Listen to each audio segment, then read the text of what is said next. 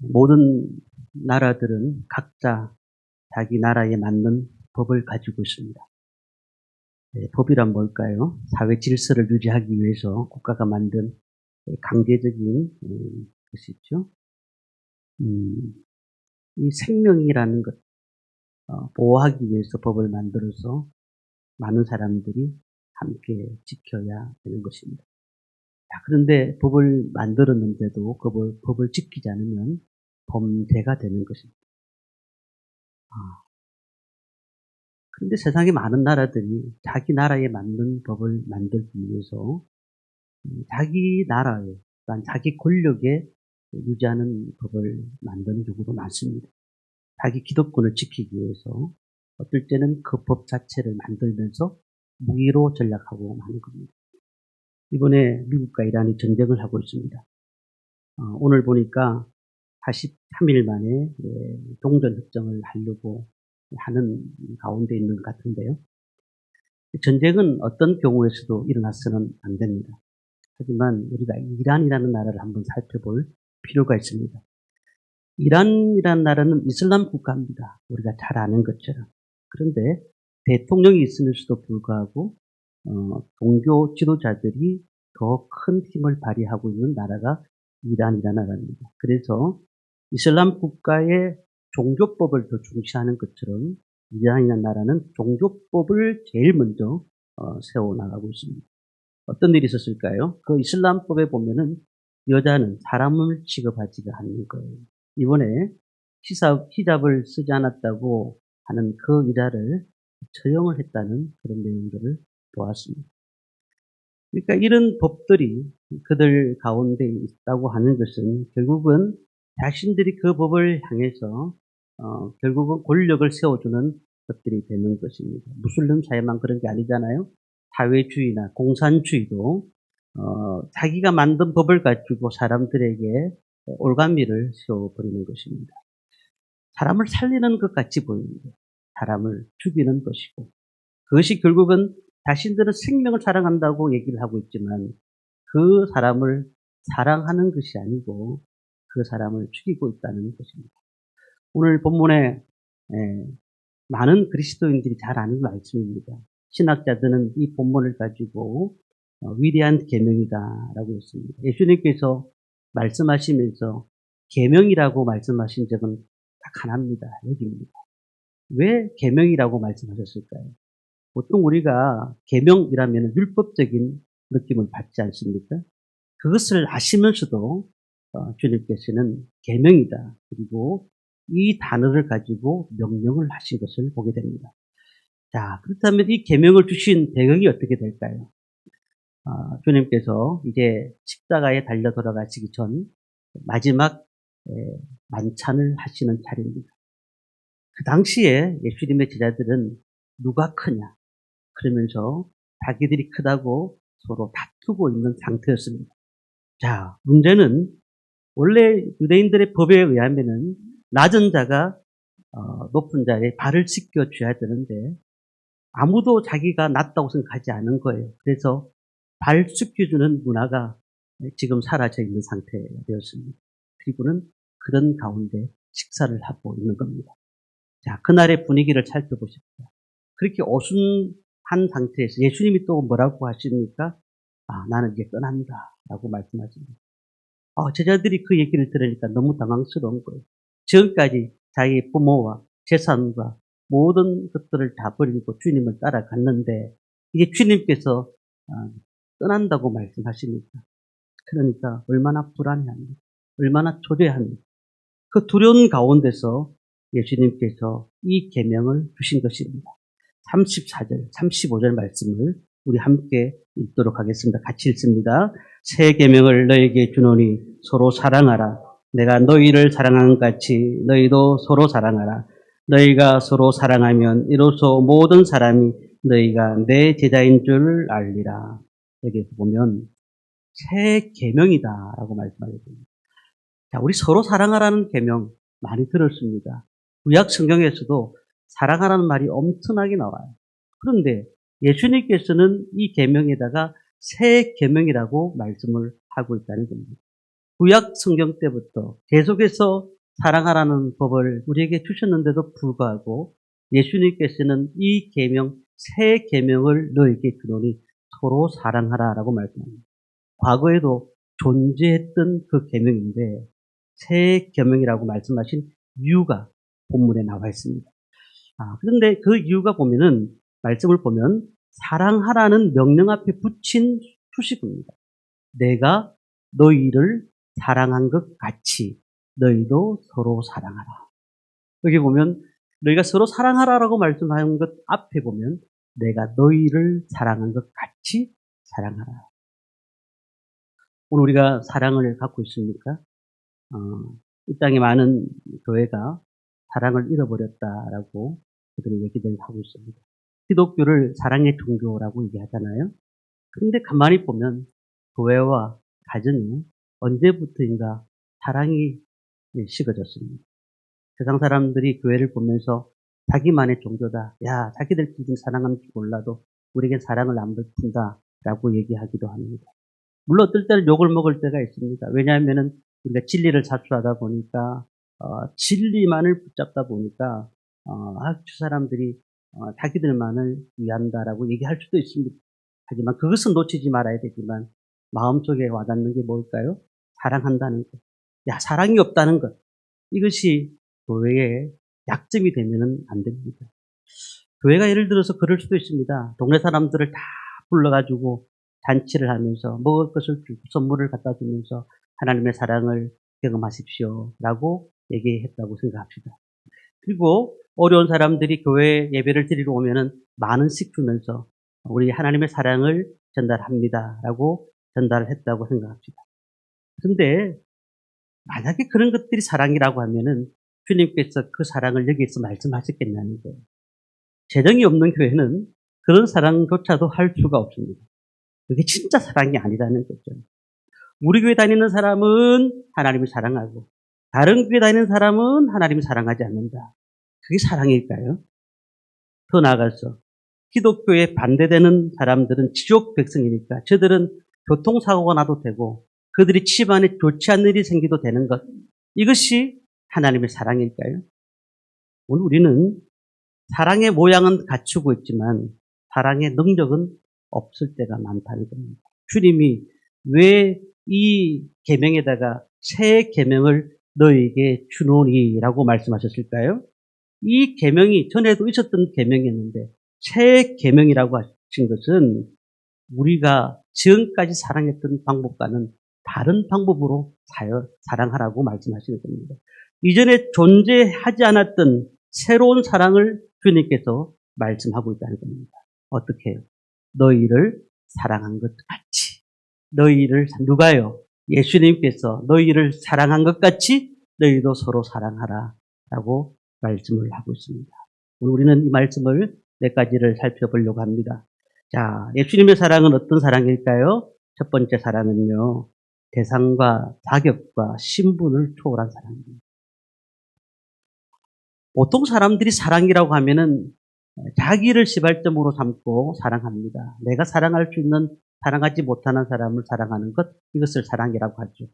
그런데 이렇게 하다 보니까 실패가 되는 거예요. 어디부터 시발점이 돼야 되느냐 하면은 예수님의 사랑부터가 시발점이 되는 것입니다. 그래서 주님의 사랑을 처음으로 시작하고 그것으로 사랑을 참으라고 말씀합니다. 요한일서 4장 10절 11절 말씀을 보면은 여기 이렇게 말씀합니다. 사랑은 여기 있으니 우리가 하나님을 사랑한 것이 아니고 하나님이 우리를 사랑하사 우리 죄를 속하기 위하여 화목제물로 그 아들을 보내셨습니다. 사랑하는 자들아, 하나님이 우리를 사랑하셨은즉 우리도 서로 사랑하는 것이 마땅하도다.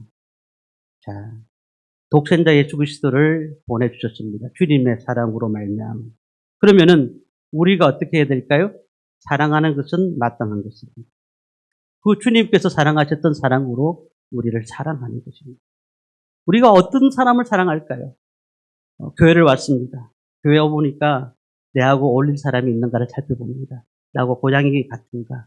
아니면 나와 학력이 같은가? 아니면 저분이 재산이 많은가?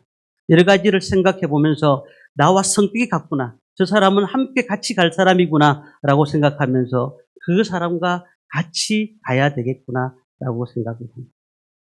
그런데 주님께서 사랑하시는 사랑은 그런 사랑이 아니었다는 거예요. 주님이 어떻게 사랑을 하셨습니까? 그 대상에 포함되지 않는 사람은 결국은 상처를 받게 되는 겁니다.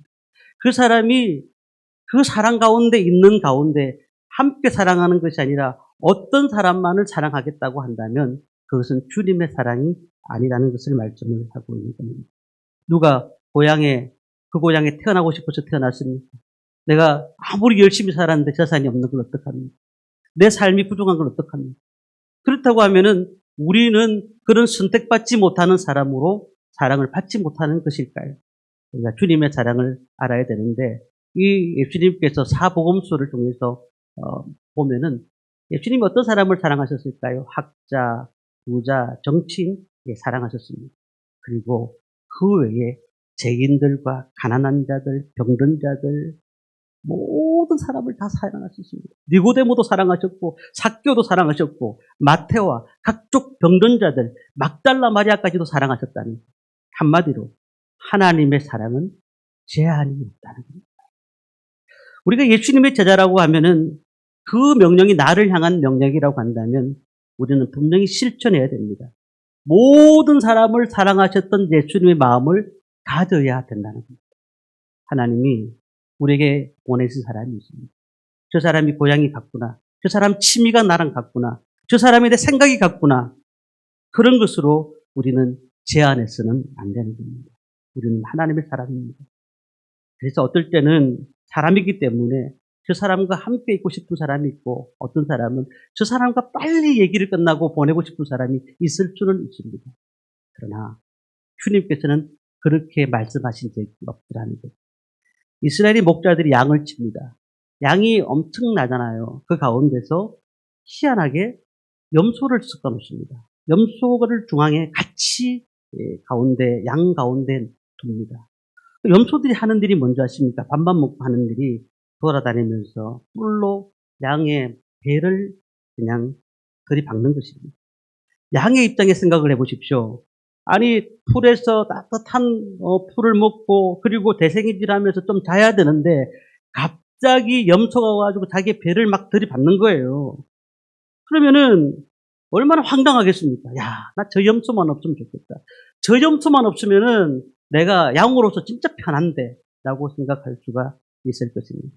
그런데 왜 목자가 양 가운데 염소를 넣는지 아십니까? 거기에는 이유가 있습니다. 양은 두려움이 많은 동물입니다. 모이기를 좋아합니다. 40마리, 50마리 가득 차 있는, 100마리 가득 차 있는 곳에서 굉장히 높은 온도 가운데 있는 뜨거운 가운데 이 양들이 이제 뜨거워지면은 자기들이 생각을 하지 못하고 우르르 몰려다니다가 한두 마리씩 죽기 시작하는 겁니다. 그래서 위험을 제일 빨리 알 수 있는 동물이 뭐냐면 염소라는 거예요. 그래서 그 염소를 가운데 두면은 염소가 빨리 리드해 나갑니다. 덥다 하면은 빨리 가자고 머리를 박기도 시작하고, 그냥 그 염소가 그냥 힘들게 하지만 그 삶은 염소를 따라가다 보니까 결국 죽지 않는다는 것. 이것이 목자가 생각해낸 방법입니다. 그러니 염소는 양에게 생명의 은인이 되는 것입니다. 저는 우리 교회 사역을 하면서 좋은 성도님들을 만나서 너무 행복합니다. 하지만 어느 목사님이 하시는 말씀이 한 집사님 때문에 목회하기가 너무너무 힘들다는 거예요. 그래서 어느 목사님은 그 한 집사님 때문에 작정 기도를 시작했습니다. 하나님, 저 집사님을 택하시든지 저를 택하시든지 양자택일 하옵소서. 그렇게 기도했다는 거죠. 결사적으로 기도합니다. 그래서 하나님 기도 응답이 왔습니다. 어떻게 왔느냐? 저 집사님 이사가게 만드신 거예요. 그 다음부터 할렐루야. 속으로만 그랬다는 거죠. 할렐루야. 그때부터 표정 관리하기 시작합니다. 얼마나 좋으면서 말씀에도 능력이 더 나타나는 것 같고 막 얼마나 은혜가 되는지 몰라요. 설교할 힘이 다 생깁니다. 그런데 3개월 뒤에 희한한 일이 벌어집니다. 멀쩡했던 양이 염소로 바뀌어 있는 것입니다. 목사님이 그때 깨달은 것이 있습니다. 멀쩡한 양을 염소로 만들지 말고 염소를 잘 키워야 된다는 거죠. 염소를 잘 키워야. 이것이 목자의 사명이라는 겁니다. 부부 사이도 안 맞는 데가 많은데 어떻게 사람들끼리 맞으려고 생각하시겠나요? 안 맞아요. 안 맞아요. 교회는 생각이 다 다르고 모든 사상이 다 다르기 때문에 맞지 않습니다. 그런데 주님께서는 한 곳에 모아두셨어요. 우리가 어떻습니까? 우리가 서로 주님의 사랑을 그들 가운데서 전하기 위해서, 그들과 함께 사랑하기 위해서 그들을 주님 앞에 또한 우리 가운데 두신 줄 믿습니다. 두 번째는요, 예수님의 사랑은 끊임없이 받아주는 사랑입니다. 용서하고 받아주는 사랑. 우리 13장 1절 말씀을 함께 읽도록 하겠습니다. 13장 1절입니다. 유월절 전에 예수께서 자기가 세상을 떠나 아버지께로 돌아가실 때가 이룬 줄 아시고 세상에 있는 자기 사람들을 사랑하시되 끝까지 사랑하신다. 말 뭐라고 돼 있죠? 끝까지 사랑하셨다라고 말씀합니다. 멀리 갈 것도 없습니다. 최후 만찬 때에 제자들을 보시면 알 수가 있습니다. 십자가를 두고 주님께서는 마음이 본민이 대단하신데 제자들은 뭘 하고 있었다고 말씀드렸죠? 누가 크냐를 생각하면서 싸우고 있었던 겁니다. 그리고는 예수님 앞에 이렇게 말합니다. 주님, 다른 사람은 주님을 버릴지라도 나는 절대로 주님을 버리지 않겠습니다. 라고 제자들이 그렇게 말합니다. 그런데 체포대가 도착하자마자 제자들은 뿔뿔이 흩어집니다. 베드로는 어떻습니까? 3번씩이나 주님을 모른다고 부인하게 됩니다.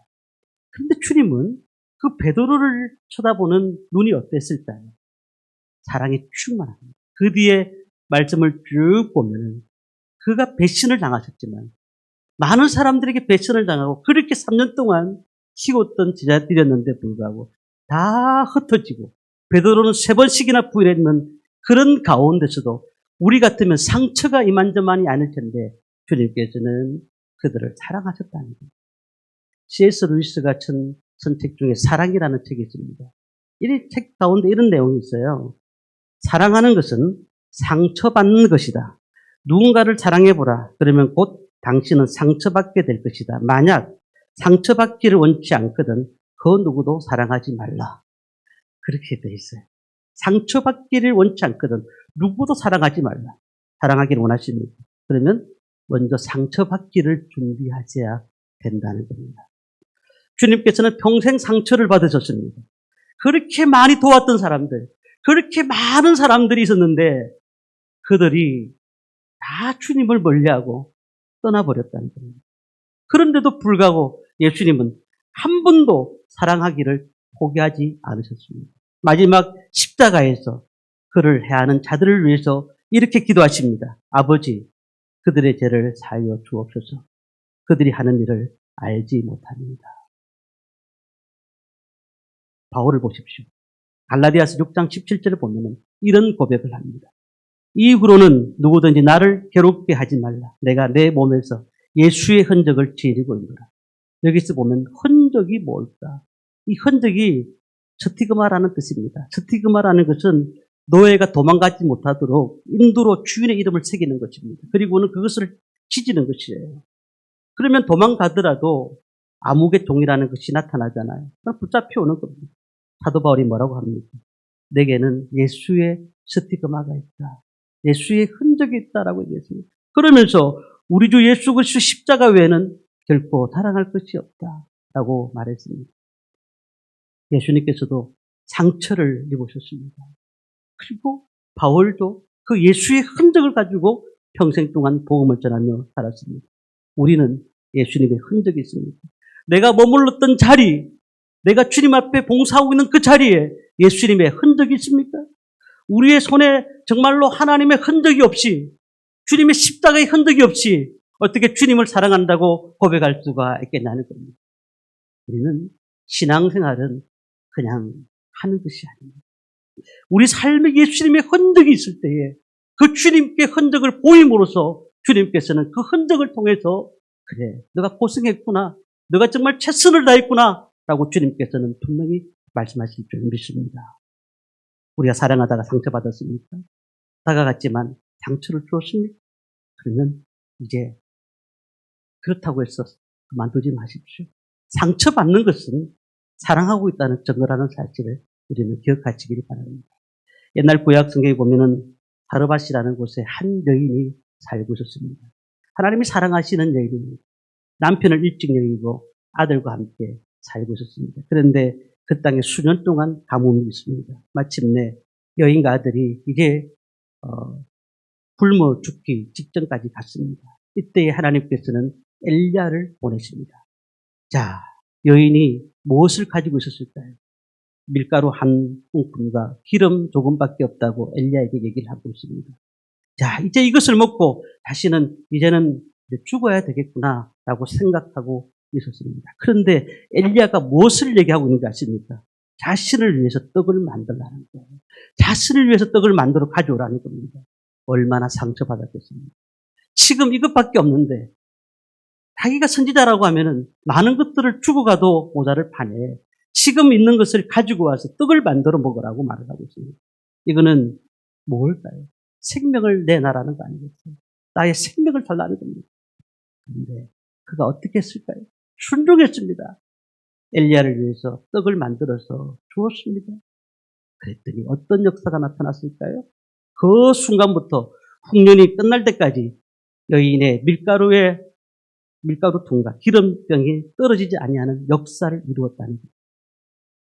인생의 상처를 받았을 때 그것을 하나님 앞에 감사함으로 나갈 때 그러면 하나님께서 그 은혜를 통해서 생명과 나눔을 통해서 놀라운 은혜를 그 가정 가운데 주신다는 것을 믿으시기를 바랍니다. 예수님의 사랑을 끝까지 붙드시기를 바랍니다. 그 가운데는 상처가 있을 수도 있습니다. 하지만 그 상처 가운데서도 분명히 하나님께서 일하실 줄 믿습니다. 마지막으로 우리의 사랑은 끝까지 포기하지 않는 사랑입니다. 우리 36절 말씀을 함께 읽도록 하겠습니다. 36절입니다. 시몬 베드로가 이르되 주여 어디로 가시나이까? 예수께서 대답하시되 내가 가는 곳에 내가 지금은 따라올 수 없으나 후에는 따라오리라. 최후의 만찬 자리에서 예수님이 떠나신다고 하니까 베드로가 참다가 주님 어디로 가든지 저는 따라 나서겠습니다. 주님이 오른쪽으로 가면 오른쪽 가고 왼쪽 가면 왼쪽 가겠습니다. 근데 주님이 뭐라고 하십니까? 너희는 따라올 수 없다. 그러니까 베드로가 다시 말합니다. 다른 사람은 다 부인할지라도 저는 주님을 부인하지 않고 끝까지 따라가겠습니다. 그런데 38절에 주님이 뭐라고 하십니까? 오늘 닭 울기 전에 3번 내가 나를 부인하리라. 베드로가 예수님을 3번 부인하니까 닭이 울었습니다. 그 베드로의 마음을 생각해 보셨습니까? 그 베드로는 밖에 나서 통곡을 합니다. 야, 내가 주님을 따른다고 했는데 저렇게 내게 위험이 다가오니까 내가 주님을 버렸다. 얼마나 마음이 아팠겠습니까? 야, 그리고 예수님이 십자가에 달려 돌아가신 거예요. 그리고 베드로가 자기 고향으로 돌아갔잖아요. 그리고 난 다음에 자기가 어부니까요. 물고기를 잡고 있습니다. 그런데 밤새도록 물고기가 잡히겠습니까? 힘이 없는 거예요. 배 위에 서 있는데 무태에서 한 사람이 소리칩니다. 너에게 고기가 있느냐? 네, 없습니다. 오른편으로 그물을 던져봐라. 그 말씀에 순종하니까 그냥 엄청난 고기가 잡히는 겁니다. 야, 이것을 본 요한이 가만히 보더니 야, 저 주님이시다 라고 생각하면서 그냥 다른 배자들과 함께 그 작은 배에 올라타가지고 무트로 막 나오기 시작했습니다. 그런데 베드로는 어땠는 줄 아십니까? 베드로는 주님하고 깐지를 못하고 물에 빠져가지고 그냥 헤엄쳐가지고 주님 앞에 나왔는데 고개를 들지 못하는 겁니다. 왜요? 3번이나 주님을 부인했으니까 그 마음이 너무나 아팠던 겁니다. 베드로가 추웠습니다. 새벽에 젖은 옷을 입고 물이 뚝뚝뚝 흘러지면서 서 있었습니다. 주님을 부인했던 베드로가 온갖 생각이 납니다. 그런데 웬걸요? 그날 이렇게 숯불을 펴가지고 주님이 거기 계셨던 거예요. 야, 맨날 숯불 생각이 나는 겁니다. 저 숯불 앞에 가지 않았으면 좋았을 건데, 그러면 부인하지도 않았을 텐데, 온갖 생각이 다 나타나는 겁니다. 그런데 주님께서 도반을 딱 주시면서 하시는 말씀이 베드로에게 묻기 시작합니다. 요한의 아들 시몬아, 내가 나를 사랑하느냐? 요한의 아들 시몬아. 자, 원래 베드로가 원래 시몬이었습니다. 그런데 예수님께서 베드로라는 이름을 주신 거예요. 반석이라는 이름을 주신 거죠. 옛날에 과거에 가지고 있던 것들을 다 덜쳐내시면서 시몬의 아들, 요한의 아들 시몬아라고 말씀하셨습니다. 이 물음이 뭘까요? 너 주위에 있는 사람들보다 나를 정말 더 사랑하느냐라고 묻고 계시는 거예요. 베드로가 지금까지 주님 앞에 들었던 말씀은 그게 아니에요. 내가 나를 믿느냐라고 많이 물으셨어요. 나를 믿느냐? 그런데 지금은 그 말씀을 하지 않으시고 넌 나를 사랑하느냐라고 묻고 계십니다. 믿음의 단계를 넘어서서 사랑의 단계를 원하시는 거예요. 많은 사람들은 믿음의 단계, 교회 다니고 그냥 신앙생활 하는 단계에서 끝나는 경우가 많습니다. 하지만 믿음의 단계를 넘었으면 주님과의 1대1 관계 속에서 사랑의 단계가 깊어지고 오늘 21장 17절 말씀을 보면 이렇게 말씀합니다. 세 번째 이르시되 요한의 아들 시몬아 내가 나를 사랑하느냐 하시고 주께서 세 번째 내가 나를 사랑하느냐 하시고 베드로가 근심하여 이르되 주님 모든 것을 아시오며 내가 주님을 사랑하는 줄 주님께서 아시나이다. 예수께서 이르시되 내 양을 먹라. 세 번을 물으셨는데 자 이것을 헬라어로 보면 이런 것입니다. 요한의 아들 시몬아 내가 아가페의 사랑으로 나를 사랑하느냐. 주님 저는 필레오의 사랑으로 주님을 사랑합니다. 아가페라는 것은 하나님의 사랑, 필레오의 사랑은 친구 간의 사랑입니다. 우정을 얘기하는 겁니다. 또 묻습니다. 요한의 아들 시몬아 내가 아가페의 사랑으로 나를 사랑하느냐. 주님 제가 필레오의 사랑으로 당신을 사랑하는 줄 주님이 아십니다. 그리고 마지막 세 번째에 그러면 너가 필레오의 사랑으로 나를 사랑하느냐 그렇게 물었더니 주님 제가 필레오의 사랑으로 사랑하는 줄 주님이 아시지 않습니까? 얼마나 마음에 아팠겠어요. 자기가 정말로 아가페의 사랑으로 주님을 사랑한 줄 알았더니 지금까지 돌아왔던 모든 결과를 보니까 자기는 주님을 필레오의 사랑으로 사랑했다는 것을 자기가 고백했던 거 아니겠습니까? 그런데 베드로에게 예수님이 뭐라고 하십니까? 내 양을 먹이라, 내 양을 치라. 그 양이 누굴까요? 예수님께서 십자가에 달려 돌아가시면서 그 보혈의 피를 흘렸었던 그 양들 아니겠습니까? 그들을 위해서 주님이 십자가에 달렸던 그 양을 베드로에게 맡기셨다는 겁니다. 오늘 우리는 지금 우리가 어떻게 사랑하고 계십니까? 고린도전서 13장 이 말씀 1절부터 3절까지 말씀이 나옵니다. 내가 사람의 방언과 선사의 말을 할지라도 사랑이 없으면 소리나는 구리와 울리는 꽹과리가 되고 내가 예언하는 능력이 있어 모든 비밀과 모든 지식을 알고 또 산을 옮길 만한 모든 믿음이 있을지라도 사랑이 없으면 내가 아무것도 아니 내가 내게 있는 모든 것으로 부재하고 또 내 몸을 불사르게 내어줄지라도 사랑이 없으면 내게 아무 유익이 없느니라. 사랑이 없으면 우리가 지금까지 신앙생활 했던 것 아무것도 아니다. 주님께서 우리에게 사랑을 주셨고 새 계명을 주셨습니다. 내가 너희를 사랑한 같이 너희들이 서로 사랑하라.